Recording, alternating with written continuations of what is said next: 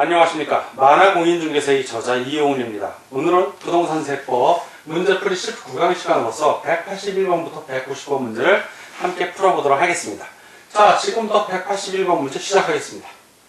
181번 양도소득세의 과세표준에 대한 설명 중 틀린 것은 양도소득 과세표준은 양도소득 금액에서 양도소득 기본 공제를 하여 계산한 금액을 한다. 맞습니다.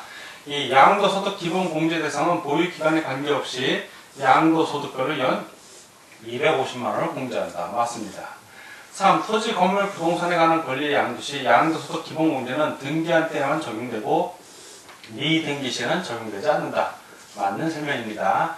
4번 주식 등 기타 자산 양도시 양도소득 기본공제는 등기와 관계없이 250만원이 공제된다. 그렇죠. 5번 양도 자산의 보유기간이 최소 3년 이상이어야 양도소득 기본공제가 인정된다. 보유기간에 상관없이 인정되는 겁니다. X.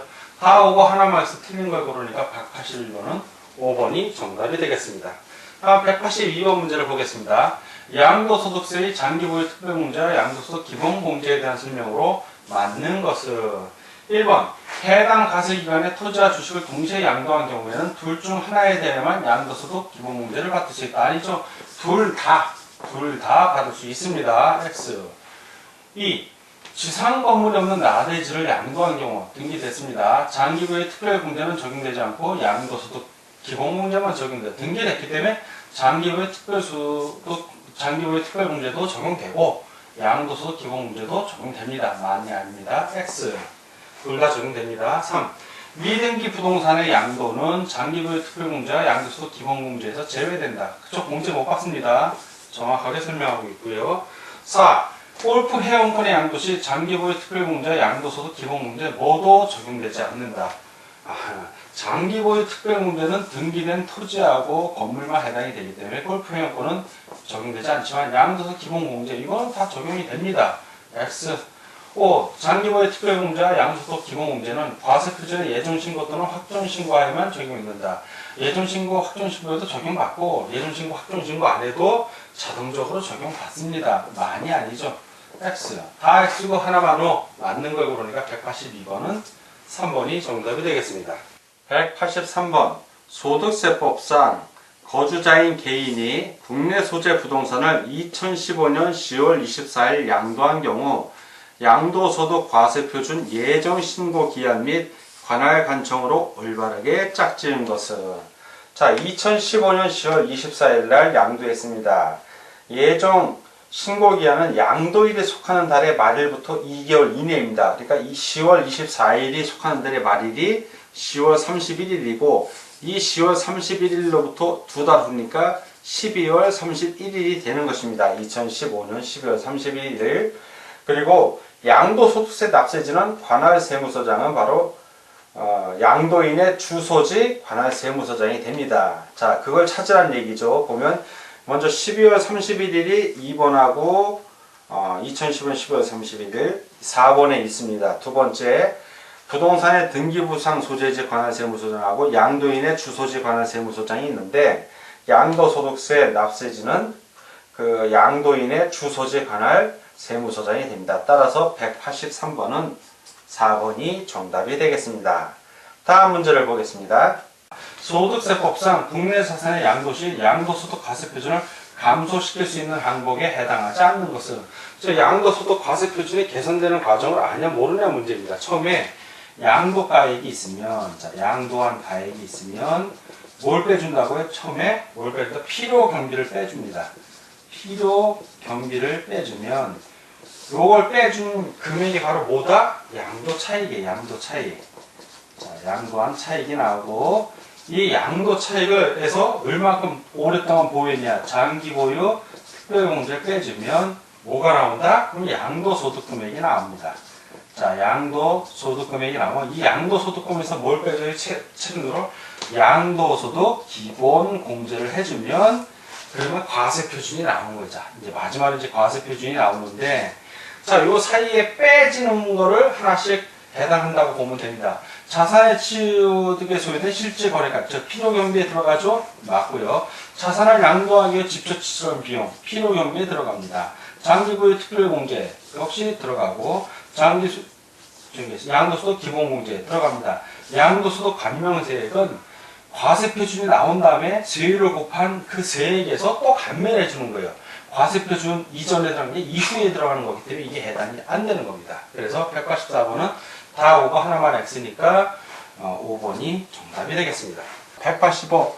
소득세법상 양도소득세 비과세 대상인 1세대 1주택을 거주자 갑이 특수관계없는 을에게 다음과 같이 양도한 경우 양도소득세 비과세에 관한 규정을 적용할 때 비과세받을 세액에서 뺄 금액은 얼마인가? 이거는 규정을 알면 쉽고 모르면 어렵습니다. 자, 비과세받을 세액에서 뺄 금액은 어떻게 되냐면 비과세를 적용하지 않았을 때, 자, 비과세를 적용하지 않았을 때의 금액, 요 금액이 있을 것이고, 또 하나는 그 매매 계약서하고 그리고 실제 거래가액의 차액, 자, 이 차액 금액이 있을 겁니다. 이 둘을 비교해서 그 중에서 적은 금액, 자, 이 적은 금액을 빼는 겁니다. 자, 보면은 매매 계약 체결일이 2012년 7월 10일이고 매매 계약서상의 거래가액은 계약서상의 거래가액이 3억 5천만 원, 양도시가 및 실질 거래액은 3억 원. 자, 요 차액은 얼마입니까? 5천이죠. 요 차액이 5천만 원이 지금 되는 겁니다. 요 차액이. 자, 그리고 갑의 주택의 양도소득 비과세에 관한 규정을 적용하지 않을 경우 양도소득 산출세 요 3천만 원. 자, 비과세를 적용하지 않을 금액 3천 나왔죠? 5천과 3천 중에 적은 게 어느 건가요? 3천이니까 요 3천만 원이 보기에 지문으로 있는 걸 고르면 됩니다. 여기 나와 있지 않지만 화면에는 없지만 4번이 3천만 원이기 때문에 185번은 4번 3천만 원이 정답이 되겠습니다. 다음 문제를 보겠습니다. 양도소득세의 세율에 관한 설명 중 옳은 것은 1.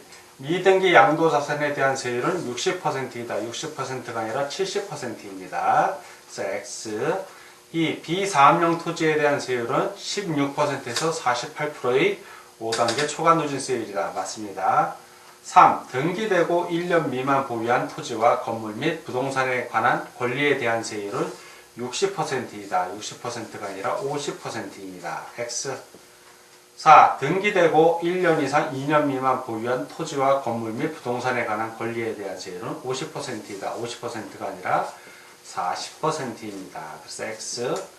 5. 기타 자산에 대한 세율은 등기 및 보유기간에 관계없이 10%의 단일비례세율이 적용된다. 단일비례세율 아니죠. 6%에서 38%의 5단계 초과 누진세율이 적용이 됩니다. 그래서 X.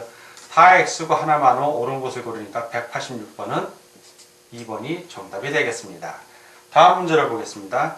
187. 아파트 분양권을 2년 보유하고 양도한 경우 양도소득세의 세율은, 자, 2년 이상 보유했을 때는 6%에서 38% 사이에 5단계 초과 누진세율이 적용이 됩니다.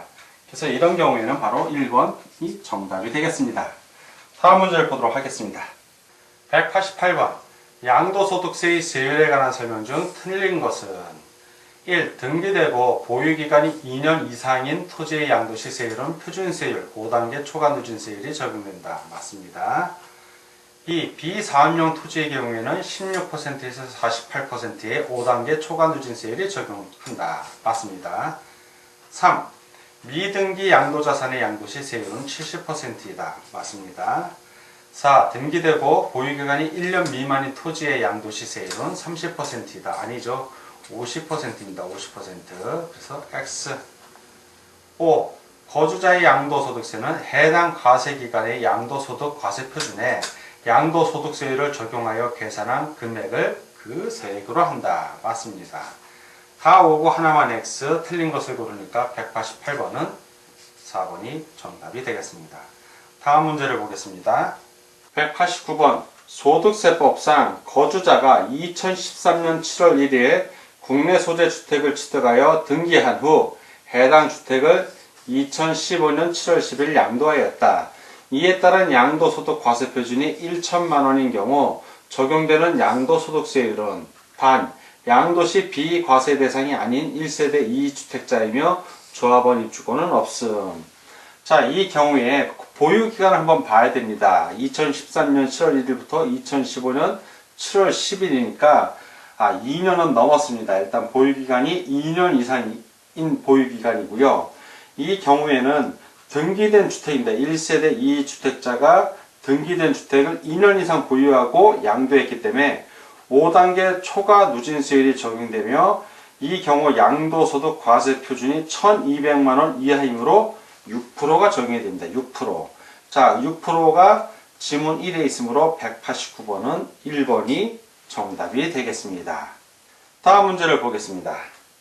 190번. 갑은 토지거래 허가구역 안의 토지에 대하여 2017년 2월 28일 매매 대금을 모두 수령하며 2017년 5월 30일 토지거래 계약 허가를 받는다고 가정한다. 이 경우 갑의 양도소득세 예정 신고기한으로 옳은 것은 이 토지거래 계약 허가를 받기 전에 매매 대금을 모두 수령한 경우에는 이 경우에는 그 토지거래 허가일이 속하는 달의 말일부터 2개월 이내로 합니다. 따라서 토지거래 계약 허가를 받은 요 5월 30일에 말일이 5월 31일이 됩니다. 5월 31일.